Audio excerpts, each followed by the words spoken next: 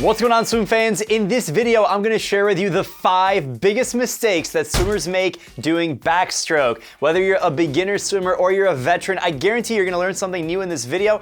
I'm not only gonna talk about the different mistakes that swimmers make, but I'm gonna break down some different drills that can help you improve upon those skills.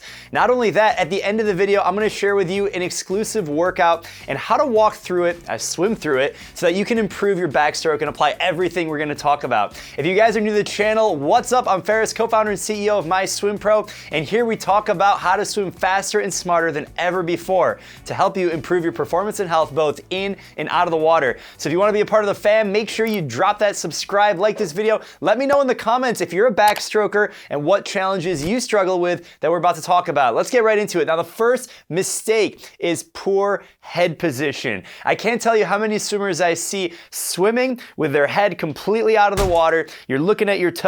I don't know what you're looking at, but when you swim backstroke, it's so critical to have a neutral body line, meaning the water line is intersecting your middle of your head. Your eyes are looking at the ceiling or at the sky, at the clouds. If there's a bird, if there's a plane, make sure you can see it. If you're looking towards your feet, what's going to happen is your hips are going to sink. It is so important to have a neutral head position because it's actually going to improve your body position. Remember, the water is 800 times more resistive than air. So you want to try and minimize the amount of resistance that you have moving through the water. So it's so important to keep your head back and really focus on getting a neutral body position, irrespective of the rotation, which we'll talk about. Now, a great drill to work on this skill is swimming with a cup on your head. Yes, take a cup, a water bottle, whatever you have, fill it halfway full with water, or anything, chocolate milk for that matter, but fill it halfway with water and balance it on your head. Now, an easy way to start with this drill is just by floating and kicking. Have your arms at your side, start out at the side of the pool and put the cup right on your forehead and start to kick. Really focus on balancing.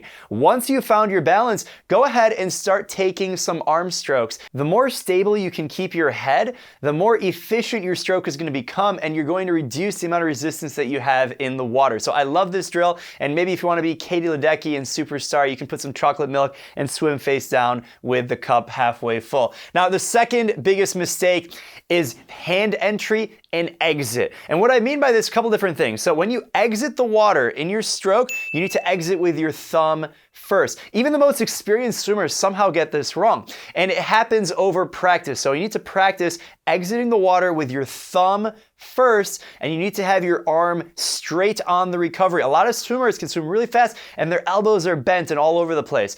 Above the water, your arm should be absolutely straight, leading with your thumb, and as you rotate and you dip that shoulder underwater, then you're gonna rotate and you're gonna enter the water with your pinky first. So when you first learn how to swim backstroke, or if you're learning now, this is how it works. Thumb exits the water and pinky enters the water at 11 o'clock and 1 o'clock, just outside of your shoulder width. Now, the entire time your arm is out of the water, it needs to be straight. We're gonna talk about a big mistake that a lot of swimmers make is bending the arm above the water and then having the arm straight underneath the water. It's actually the opposite. Above the water, your arm is straight. Underneath the water, we need to have a bent elbow. So how can you focus on this proper mechanics of the rotation and nailing your thumb coming out and your pinky entering the water first? So the first thing, I love this drill, 3 strokes and 12 kicks. So what you're gonna do is you take 3 backstroke strokes, and then you're gonna pause on your side with your shoulder out of the water and your other arm up as straight as you can, and you're gonna take 12 strokes, then you're gonna continue that same rotation.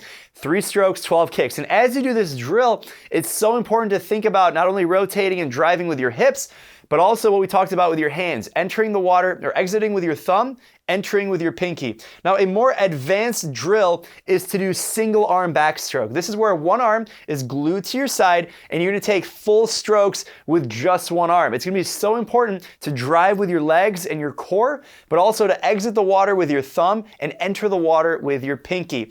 Huge mistake is swimming with bent elbows over the water and entering the water with all sorts of parts of your hand that you're not supposed to. Now, the third biggest mistake is having a straight arm pull. There are so many swimmers who are really powerful and strong, and they muscle through the water with a straight arm underwater pull. Now, similar to freestyle in all of our strokes, we want to have an early vertical forearm, meaning we're bending our elbow underneath the water. Remember, above the water, our arm is straight. below the water, we've got to bend that elbow. So as soon as your pinky enters the water, just outside shoulder width, at 11 o'clock and 1 o'clock, arms on the clock, you need to make sure you're bending your elbow. Now, how do you bend your arm? A great drill is to do double arm backstroke. Sometimes we rotate too much or too little and our arm is straight, but when you swim backstroke with both arms at the same time, you really have to bend your elbow and really pull the water in a little bit more of a shallower pull pattern because you can't rotate, right? You're taking both arms, you're stroking at the same time, and you're really focusing on pulling with power with a bent elbow. So really important skill right there. Now the fourth biggest mistake that swimmers make, and this one might be the biggest of all of them, especially for more experienced veteran swimmers, is swimming with a slow tempo. If you want to swim backstroke fast, you've got to train fast. And even if you're not trying to compete in a competition in backstroke, you need to train your body at an elevated tempo. You need to get your arms moving faster. I have it right here as an exclamation point. Move your arms faster, yes. So how can you do that? Here's a great drill I really like. It's called spin drill.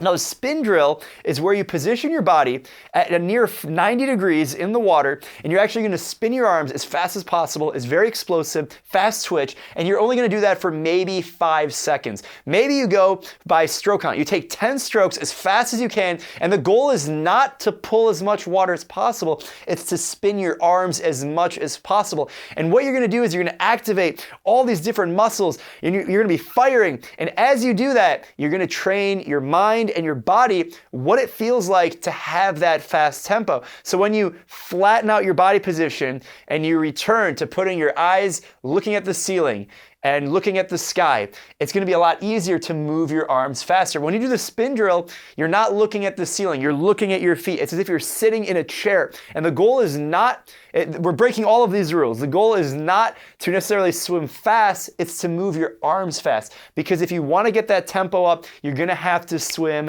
fast. All right, now the fifth and final backstroke mistake, we have some bonuses for you, don't go anywhere, is not working your walls. Remember, the water is 800 times more resistive than air. Whether you swim backstroke, breaststroke, butterfly, or freestyle, you're moving through this medium that is so slow. The fastest you move is in streamline off the wall. You're like a torpedo moving through the water. And so it's important that you maximize your momentum and speed off the wall. Now this applies whether you're a competing swimmer or you just swim backstroke for fitness, because it's important to maintain your momentum off the wall and carry that into the stroke. Now if you're trying to compete in the 50, 100, or 200 backstroke, even in the individual medley, this will make or break a backstroker. In short course swimming, 60% of the race is done underneath the water. So if you're not able to perform on your walls and not working them consistently, it's not going to work out for you. So how do you build your underwater dolphin kick? How do you build the fifth stroke of swimming? So I have a few different tips for you, and then we have a workout that I'm going to walk you through that really applies some of these skills. Now, the first skill is something I like to call eyes on the prize. Now, oftentimes when I see and I analyze strokes underneath the water, swimmers will push off the wall underwater and you'll be looking at your feet. You know, our first mistake here, that head position needs to be neutral and you need to find the flexibility to flatten out your body so that way your eyes are on the prize, and the prize being the ceiling or the sky. And when you push off underwater on your back, you should be able to see through the water and you should be able to see the ceiling clearly.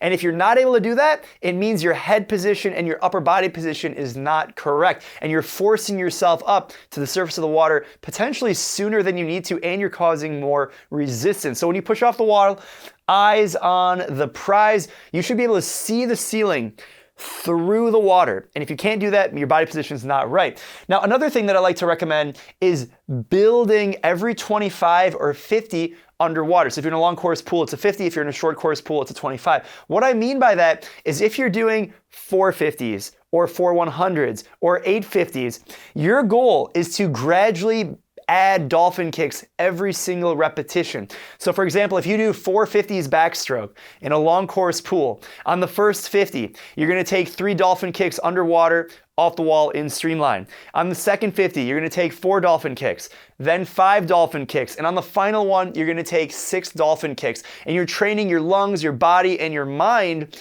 what it's like to apply the eyes on the prize skill and really develop your body so that you can always work your walls even under fatigue. Very, very important skill. Now, before we get to talking about a workout that you can apply this, and really a great example of how you build those underwaters, is not having a plan. This is a huge mistake. Whether you swim on a team or you train on your own, you have to know what specific skill that you're working on improving. So here's an example. If you swim on a team, the workout is provided for you. Maybe it's one like that we're gonna talk about. Maybe it's doing these 50s that I just mentioned. You have to focus on one specific thing that you're trying to improve. If you're trying to improve your speed, your tempo, your distance off the wall, the number of kicks that you take, your body position, your rotation, whatever it is, you need to know exactly what you're working on and do it consistently, because not having a plan is how you set yourself up for failure. And if you're trying to achieve a goal, which I hope you're doing, and you're writing those goals down, you're setting smart goals,